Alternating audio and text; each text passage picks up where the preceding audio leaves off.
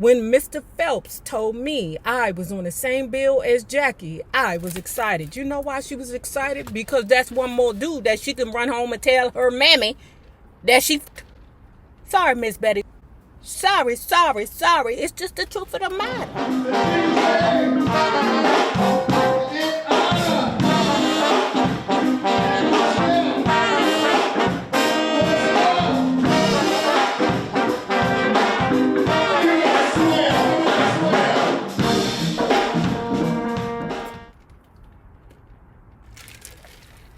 Well, hello there, lovers. Hello there, Bellas.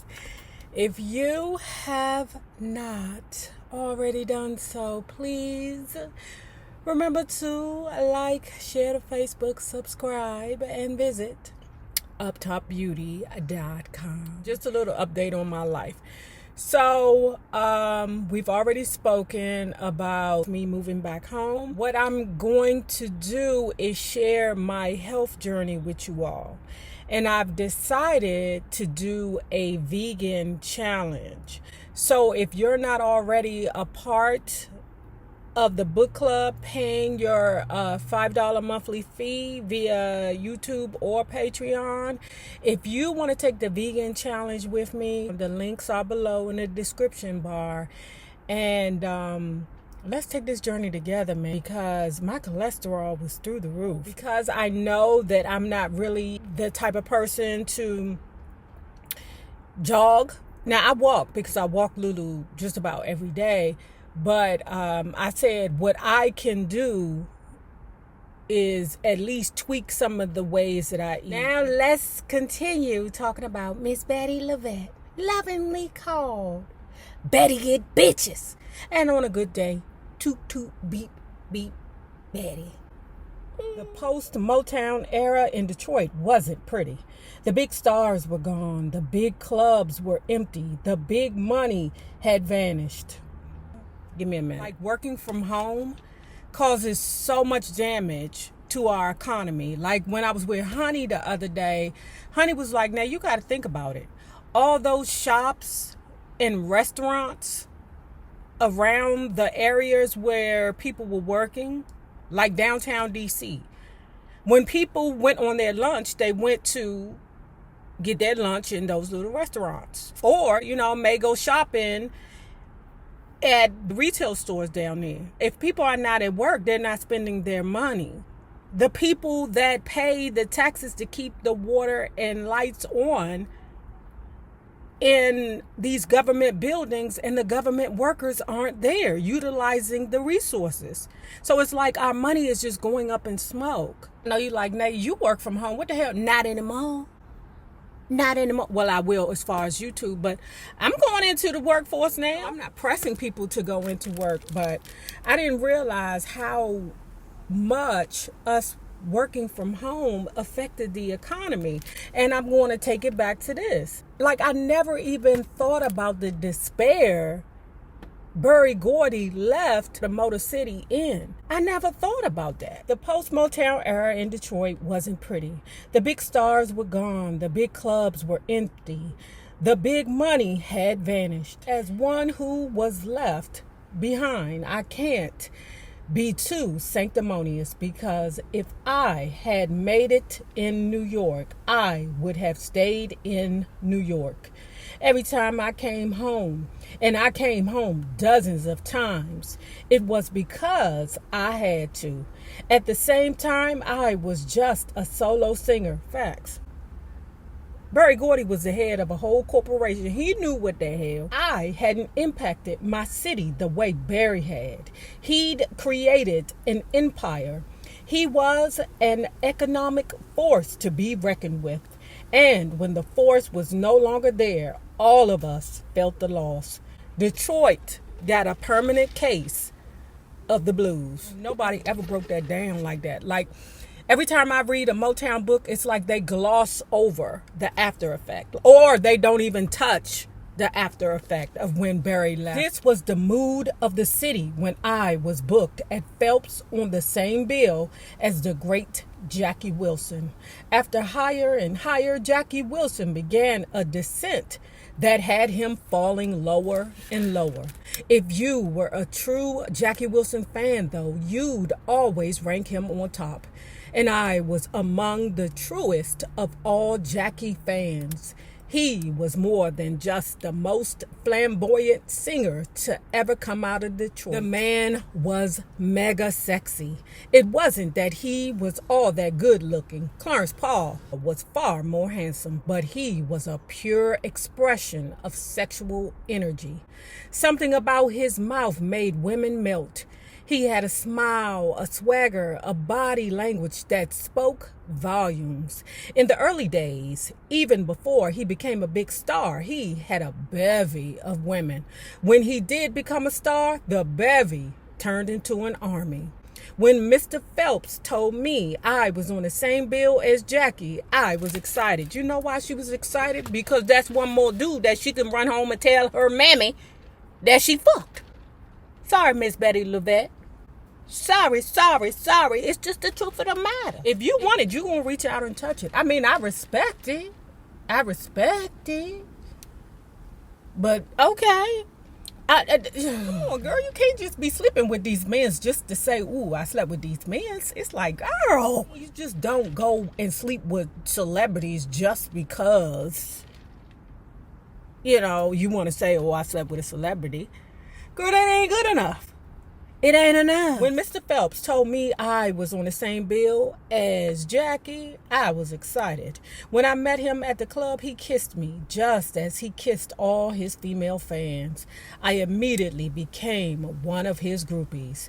I was intent on having this man, if only for one night. The engagement was for a week.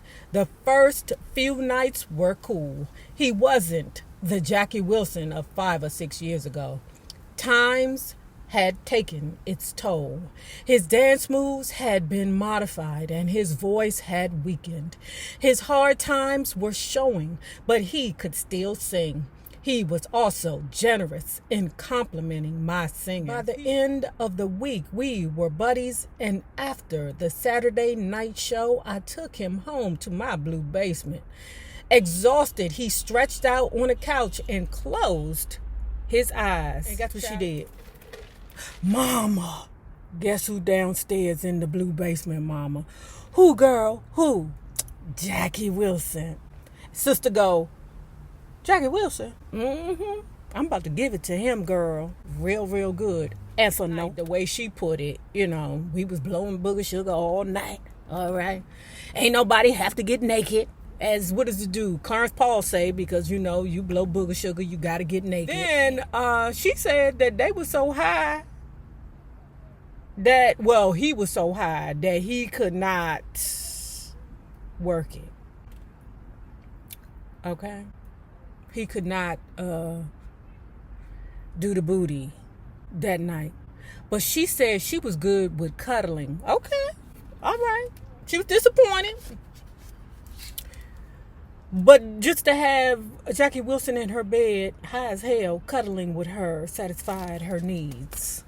All right, girl. What do you mean you slept with Jackie Wilson? Asked Clarence, who was calling from L.A. No longer with Motown. He was doing freelance music hustles in Hollywood. You know how they have those signs on some houses in New England that says George Washington slept here? Well, I'm putting up a sign outside my house that says Jackie Wilson slept here. Girl, you can say way more names than that, girl. Was he good? Asked Clarence Paul. He was tired. And how about you? Aren't you tired of Detroit? I do admit the city feels a little lonely. Come out here. I'll send you a ticket. What am I going to do out there? That producer who did your last record is out here. Brad Shapiro? That's the one. Maybe he can still help you. Atlantic in New York shut me down. I know. But Atlantic in LA has its own money to spend. Besides, how cold is it today in Detroit? 15 degrees? How does 75 degrees sound to you? When did you say you were sending me that ticket? At the start of the 70s in LA, land of eternal sunshine, I was looking to get out of the dark. After Atlantic dumped me, I had enough depression to last a lifetime. Despair was not my friend, and now I was about to see whether Brad Shapiro was. Brad tried. He turned me on to some of the Atlantic folks in LA who found a little money for me to go into the studio with Clarence. This time I wrote 2 songs that described my situation with perfect accuracy. Waiting for Tomorrow and Living Life on a Shoestring. Leslie Drayton wrote the charts. Because Clarence was close to Ike Turner, we recorded at Ike's Bollock Sounds Studio, where Ike and Tina cut most of their material. That's where I met Johnny Guitar Watson, the original gangster of love. Like Ike, Johnny was one of the major architects of the tight funk that groups like the Ohio Players and Rufus were building careers on. Also, like Ike, Johnny could snort up more boogity sugary than a brand new Hoover. We had a blast in the studio. The blow was plentiful. Remember when we read the Ike Turner book and he said he would just spend thousands of dollars just to have booger sugar around the studio so you can have fun? Wait a minute, Clarence. Like the booger, the sugar, you just giving it away like it's the candies? No, Ike Turner was launching with that.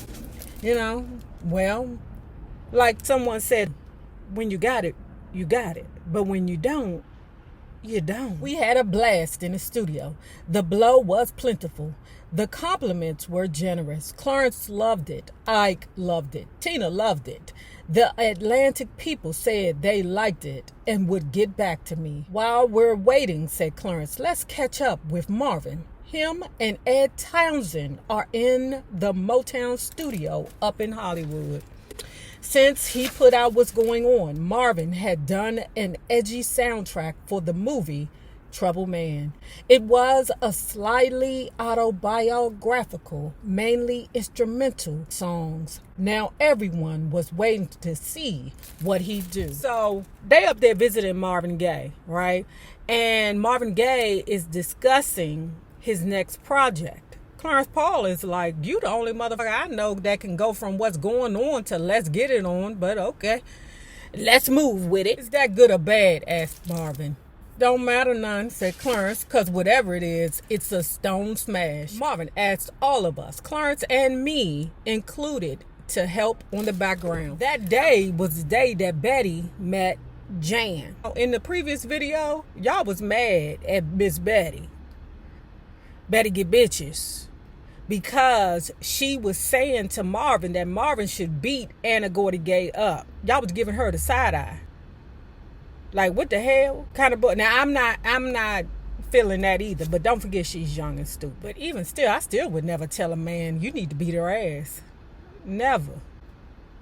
Now, I would say you might want to call your sister and tell your sister come over here and whip her ass. Maybe that. We were all hoping that Marvin's new love, even though she was 17 years younger than he was, would make him happy.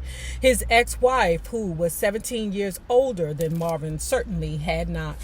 Whatever craziness Marvin might be going through made him even more lovable to his friends.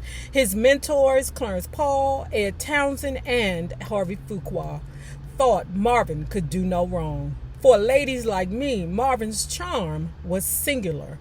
The irony was that he wasn't the macho man he wanted to be, and yet the gentleness, that extreme vulnerability, is what women loved. That's the fact. Back in the early 70s, I was still dead broke.